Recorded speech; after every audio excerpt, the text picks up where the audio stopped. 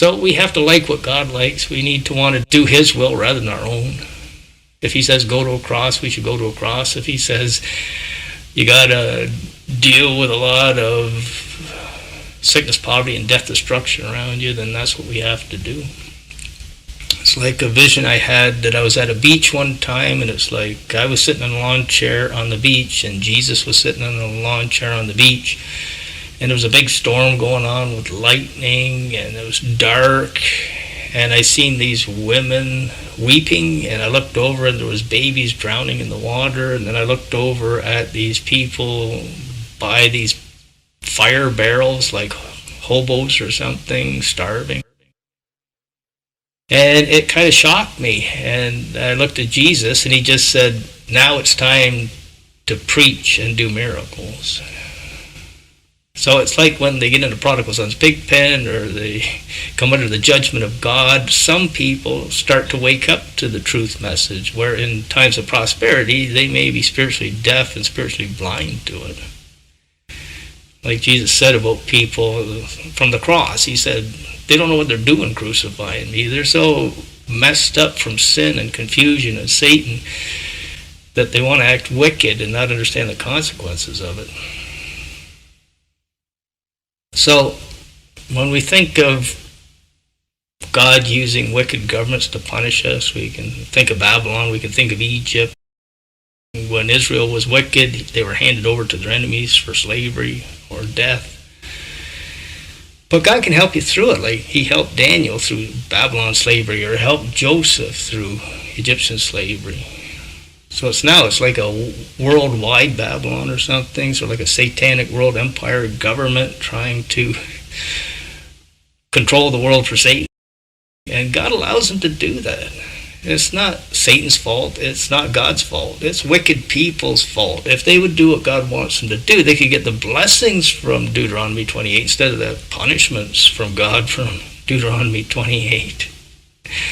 So it's like God has to punish all these wicked people. Like Jesus said, a few enter the kingdom of heaven. Most people go down the road of destruction to hell. Most people are wicked. A few people are righteous.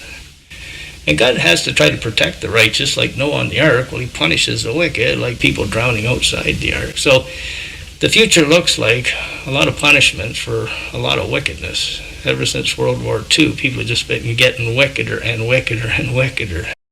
And don't let Satan say you can't be happy now because you got suffering in your life or the world's falling apart. An economic collapse or rioting or apostasy or World War III or something, or the Great Tribulation coming. If it's happening, God wants it to happen. He's in full control.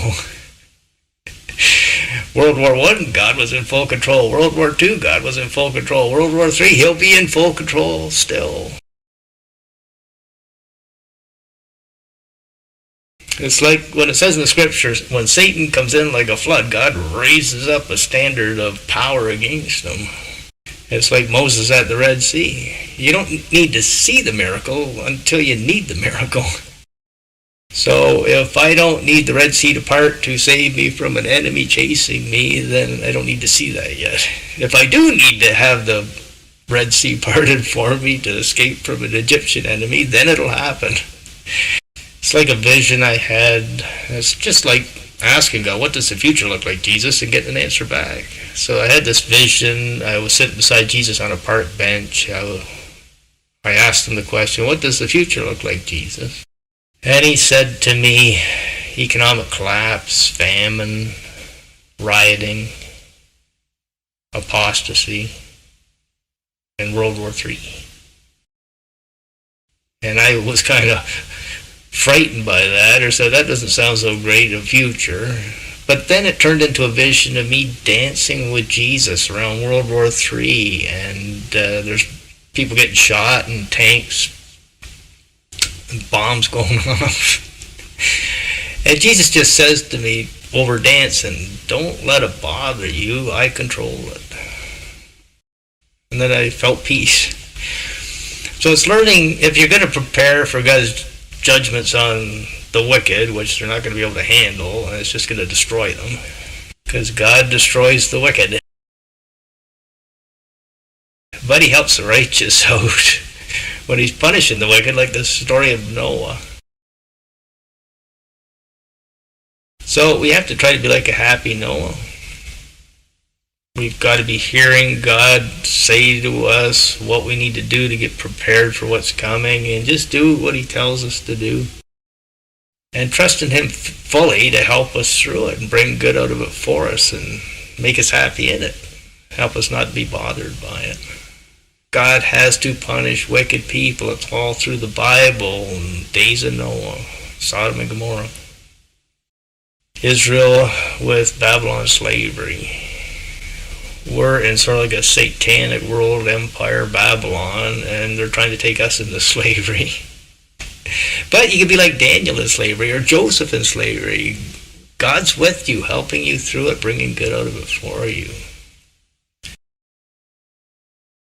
So you got to believe that it's not just you going through all this stuff by yourself.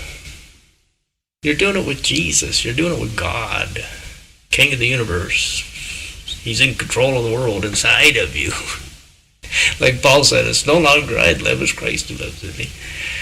So you've got to have that understanding from God. I am with you. I control the world. I got to punish the wicked. I want to help you out like Noah in the ark or whatever. So he's trying to teach us, get his bride prepared for what's coming.